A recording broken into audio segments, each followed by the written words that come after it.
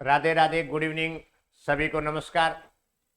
आज की इस वीडियो के अंदर बहुत ही इम्पोर्टेंट, इसके अंदर एग्जाम के अंदर एक न एक क्वेश्चन देखने को मिलता है। और जब तक आपको ग्रोथ और डेवलपमेंट का पीरियड्स या स्टेज या दौर आपको मालूम नहीं पड़ेगा, ऐसी कंडीशन के अंदर हमेशा हमेशा जो टर्मिनोलॉजी मैं बोलूँगा वो आपको समझ में नहीं आएगा। आज के इस वीडियो के अंदर बहुत ही इम्पोर्टेंट, जिसके अंदर एक कंसेप्शन से लेकर के गर्भधारण से लेकर के एक एडोलसेंट एज के तक सभी प्रकार की जो एज ड्यूरेशन है, किस एज ग्रुप को किस नाम से जानते हैं, सारे डाउट को क्लियर करूंगा। सारे जो एज ग्रुप है उनके बारे में मैं आपको बात करूंगा, आपको सिखाऊंगा, ट्रिक के द्वारा बताऊंगा कि इसको इस प्रकार से याद रखना है, ये इस प्रकार से एग्जाम के अंदर आ सकता है। ये जो पढ़ना, ये वाला टॉपिक है वो पढ़ना बहुत ही जरूरी है बच्चों। पीडियाट्रिक नर्सिंग के अंदर इसकी जानकारी बिना सारा काम अधूरा है। इस बात को क्या रखें, ध्यान रखें। देखिएगा, सबसे पहले बात करते हैं, हेडिंग डालिएगा, आराम से पढ़ना है, इसमें हड़बड़ी नहीं करनी है, और हड़बड़ी किया तो क्या हो जाएगा, गड़बड़ी हो जाएगा। Periods of growth and development, growth और डेवलपमेंट के बारे में, पीरियड के बारे में बात करें तो सबसे पहले हेडिंग डालेगा prenatal periods, prenatal period. अब इस कंडीशन के अंदर एक ड्यूरिंग द गेस्टेशनल एज के अंदर होने वाला पीरियड से काल है, ड्यूरेशन है, जिसके अंदर सबसे पहले जाइगोट, फर्टिलाइज्ड ओवम बोलते हैं, जाइगोट, जिसके अंदर मेल गैमेट और फीमेल गैमेट, मेल के अंदर से स्पर्म और फीमेल के द्वारा एग इन दोनों का कंबाइंड होता है, जिसको बोलते हैं गैमेट। ये दोनों मेल गैमेट, ये क्या है, गैमेट है, और ये गैमेट आगे जाकर के किसका फॉर्मेशन करते हैं, जाइगोट का। तो इस प्रकार से मैं कहूं कि जाइगोट, जिसके अंतर्गत 0 से लेकर के 14 डेज, या मैं ऐसे बोल सकता हूं 0 से 2 वीक्स के एज ग्रुप या ड्यूरेशन को क्या बोलते हैं, जाइगोट कहते हैं। बहुत ही इंपॉर्टेंट है, एग्जाम के अंदर आया हुआ है। दूसरी बात करते हैं एम्ब्रियो। जब जाइगोट के बाद में एम्ब्रियो कंडीशन होगा, जिसके अंतर्गत क्या होगा, 2 वीक से लेकर के 8 वीक, 2 से लेकर के 8 वीक के ड्यूरेशन होता है, उसको बोलते हैं एम्ब्रियो। और उसके बाद में फीटस, जिसके अंदर 9 week to birth, 9 week to birth की कंडीशन होती है, उसको बोलते हैं फीटस। अब इस प्रकार से जाइगोट है, एम्ब्रियो है और फीटस है, ये तीनों ही टर्मिनोलॉजी है बच्चों। इतना इंपॉर्टेंट है कि एग्जाम के अंदर कंफ्यूजन कर देता है। तो एग्जाम के अंदर आपको कंफ्यूजन नहीं होना है। इस कंडीशन के अंदर आपको क्या करना होगा, आपको इस प्रकार से एक ट्रिक बना देना है, ZEF, जिसको बोलते हैं ZEF, ZEF, Z से जाइगोट, E से एम्ब्रियो और F से फीटस। Understand, ZEF। अब आपको इसके अंदर से किसी भी प्रकार का कोई भी कंफ्यूजन नहीं होगा। मतलब जैसे ही महिला कंसीव होती है, उस कंडीशन से जो स्टेप बाय स्टेप बढ़ता है, ड्यूरिंग द गेस्टेशनल एज के अंदर जो एज ग्रुप की बात करते हैं, तो सबसे पहले जाइगोट होगा, उसके बाद में एम्ब्रियो होगा और उसके बाद में फीटस होगा, जिसको मैंने आपको बता दिया ZEF। अब थोड़ी सी आपको दिमाग लगाना है, थोड़ा सा आपको अक्ल लगाना है। आपको एक 3 बातें याद रखनी है। 0 से 2 वीक ऐसे लिख लेना है, 2 से 8 वीक, और उसके बाद में 9 से 40 वीक्स। या मैं कहूं कि ये 40 वीक्स पे तो एक टर्म कंडीशन आ जाती है, उस कंडीशन में बच्चे का जन्म हो जाता है, ठीक है ना। तो इस प्रकार से आपको ये बातें याद रखनी है। पहले आपको ये ध्यान रखना है, सबसे पहले आप लिखोगे ZEF, ठीक है ना, ZEF, जिसमें जाइगोट, एम्ब्रियो और फीटस, 0 से 2 वीक, 2 से 8 वीक और 9 से 40 वीक्स। बात खत्म।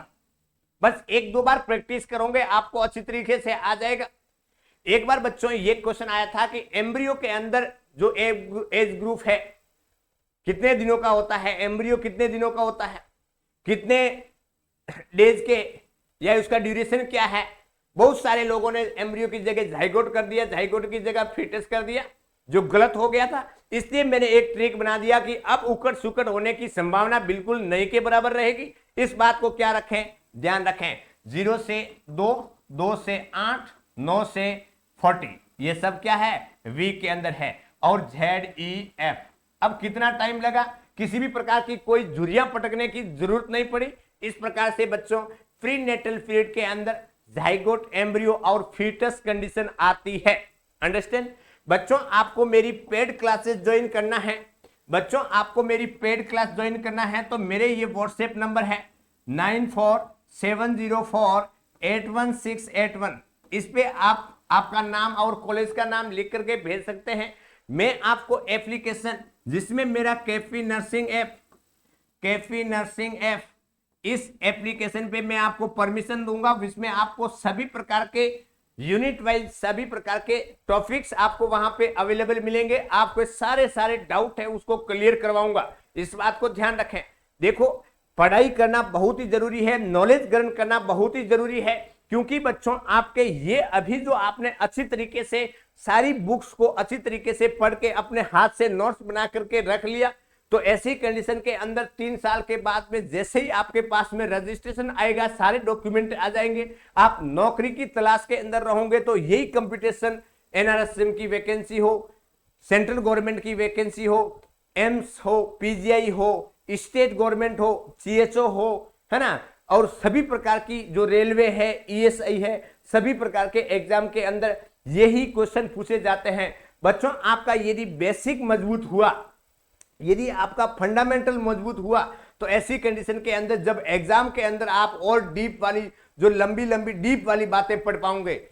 नहीं तो अब आप पास तो हो जाओगे, परंतु पास होने के बाद में आप उस टाइम में तैयारी करोगे तो आपको यही सब्जेक्ट के ऊपर आपको वापस आना पड़ेगा। इतने 3 साल के अंदर की हुई पढ़ाई आपको 3 महीने के अंदर पढ़ने के लिए बहुत ही मेहनत करना पड़ सकता है। मतलब आपका जो सिलेक्शन है वो आपका रुक सकता है। तो आप ऐसा क्यों नहीं करें कि अभी से ही अच्छी तरीके से पढ़ ले, अभी से ही अपने हाथ से नोट्स बना करके लिख ले, अभी से ही मेरी क्लास ज्वाइन कर ले, ताकि आपके सभी प्रकार के डाउट को मैं क्लियर करवाऊंगा। 365 दिन तक हमेशा आपकी क्लास होगी।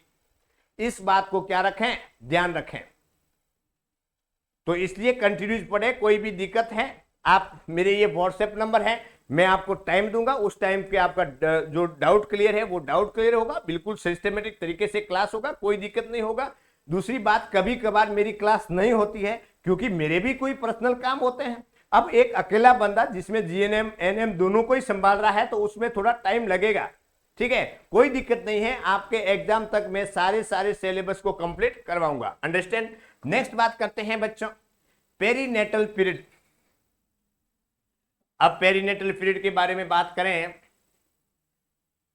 तो देखिएगा, perinatal period 22 week stage of viability. आपने देखा होगा कि 20 से 22 वीक्स के बीच में, उससे पहले क्या हो सकता है,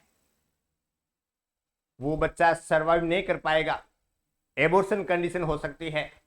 और उसके बाद में स्टेज ऑफ वेबिलिटी की बात करें तो 22 वीक्स ऑफ द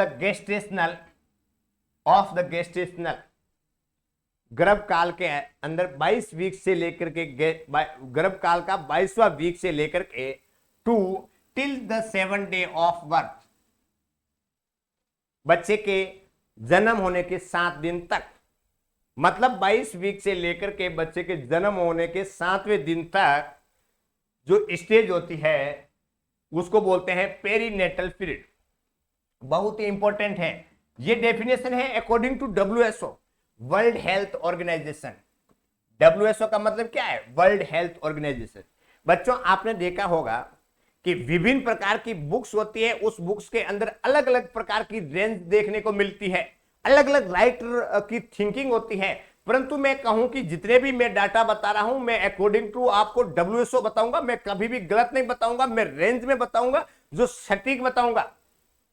इस प्रकार से अंदर आप बोलते हैं कभी कभार की बुक्स के अंदर ये लिखा हुआ है, उस बुक्स के अंदर ये लिखा हुआ है।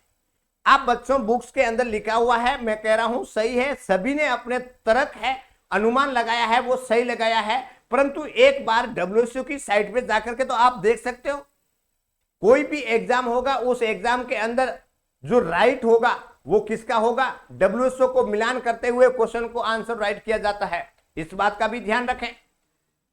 अब पेरीनेटल पीरियड जिसके अंदर 22 वीक ऑफ द गेस्टेशन से लेकर के 7 डे ऑफ बर्थ तक की कंडीशन होती है, उसको पेरीनेटल पीरियड कहलाता है।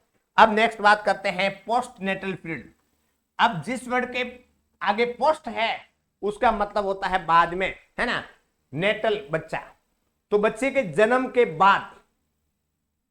बाद की कंडीशन, और पेरी मतलब सारों ओर, मतलब ड्यूरिंग द गेस्टेशनल एज, और उसके बाद में प्रीनेटल था, मतलब ड्यूरिंग द गेस्टेशनल एज। ठीक है, अब देखिएगा सबसे पहले बात करते हैं पोस्ट नेटल, जिसके अंदर नियोनेंट, जिसको नवजात बोलते हैं बच्चों, नवजात, और नवजात बोल दो यार, एक न्यूबॉर्न, ये भी ध्यान रखना, नियोनेंट या न्यूबॉर्न, नवजात बोलते हैं। अब नियोनेंट एक ऐसी condition first 4 week of life 28 दिन में होता है। देखो हमेशा ध्यान रखना, नियोनेट या न्यूबॉर्न भूलना नहीं है, कंफ्यूजन नहीं होना है, नियोनेट या न्यूबॉर्न भूलना नहीं है, कंफ्यूजन नहीं होना है बच्चों। अब देखिएगा नियोनेट के अंदर बात करें, एज ग्रुप की बात करें तो 0 से लेकर के 28 डे की कंडीशन होती है, ये तो आप जानते हैं। परंतु मैं कहूं कि नियोनेट के अंदर तो एक अर्ली नियोनेट होता है और एक लेट नियोनेट होता है। अब अर्ली नियोनेट वह कंडीशन जिसके अंतर्गत बच्चे का बर्थ से लेकर के 7 डेज का ड्यूरेशन होता है, पीरियड होता है, उसको बोलते हैं अर्ली नियोनेट। ठीक है, और लेट नियोनेट के अंदर क्या होगा, 8 दिन से लेकर के 28 दिन का जो एज ग्रुप होता है उसको बोलते हैं लेट नियोनेट। अब नियोनेट की बात करें तो 0 से लेकर के 28 दिन की एज ग्रुप होता है, उसको नियोनेट बोलते हैं, उसको नवजात बोलते हैं, उसको न्यूबॉर्न बोलते हैं। परंतु अर्ली नियोनेट जिसके अंदर 0 से लेकर के 7 डेज, और लेट नियोनेट 8 डेज से लेकर के 28 दिन के एज ग्रुप को बोलते हैं। अब देखिएगा ये बच्चों आपको ध्यान रखना है, कई बार मैं आपको बोलता हूं अर्ली नियोनेट और लेट नियोनेट, तो इसके अंदर आपको इस मीनिंग्स का मतलब मालूम होना चाहिए। अर्ली नियोनेट पीरियड जिसके में फर्स्ट वीक ऑफ लाइफ, है ना, 0 से लेकर के 7 डेज, 0 से लेकर के 7 डेज, ये ध्यान रखना। Late neonate 7 days to 28 day. मैंने बच्चों बताया था कि नियोनेट को 2 भागों के अंदर डिवाइड किया गया है, एक है अर्ली और एक है लेट। अर्ली के अंदर मैंने आप बताया था 0 से 7 डेज, और लेट के अंदर बताया था 8 से 28 डेज।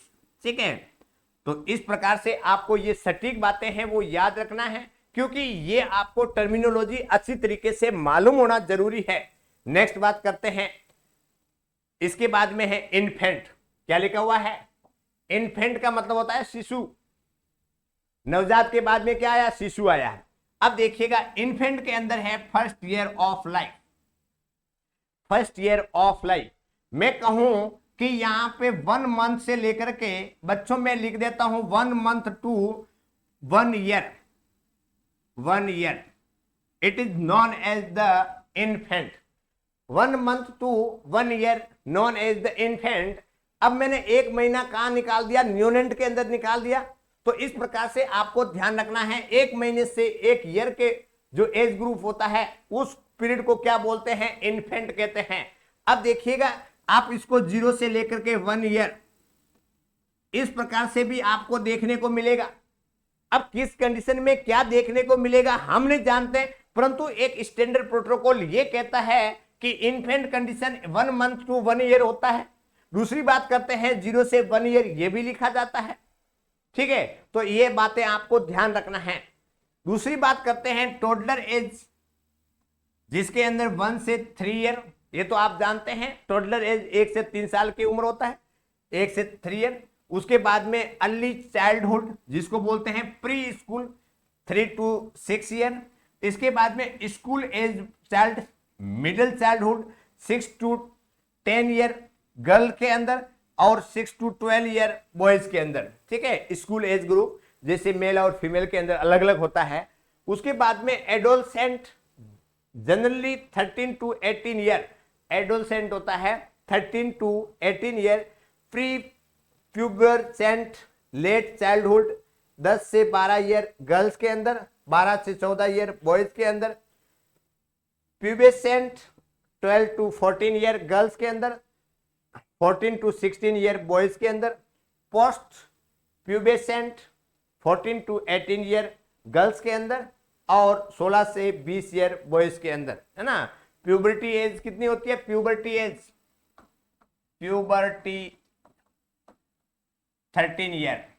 ठीक है, तो इस प्रकार से बच्चों आपको सारे 0 से लेकर के आपको एडोलसेंट एज तक 18 साल तक की उम्र के अंदर जो ग्रोथ और डेवलपमेंट का जो पीरियड है उनके बारे में मैंने बात किया। आई हैव होप कि आपको ये वीडियो पसंद आया होगा, आपको ये वीडियो समझ में आया होगा। यदि मेरा वीडियो समझ में आए, लाइक शेयर एंड सब्सक्राइब करना न भूलें। इस प्रकार से मैं बेटर वीडियो आपके लिए हमेशा लाते रहूंगा। आज के लिए इतना ही, धन्यवाद।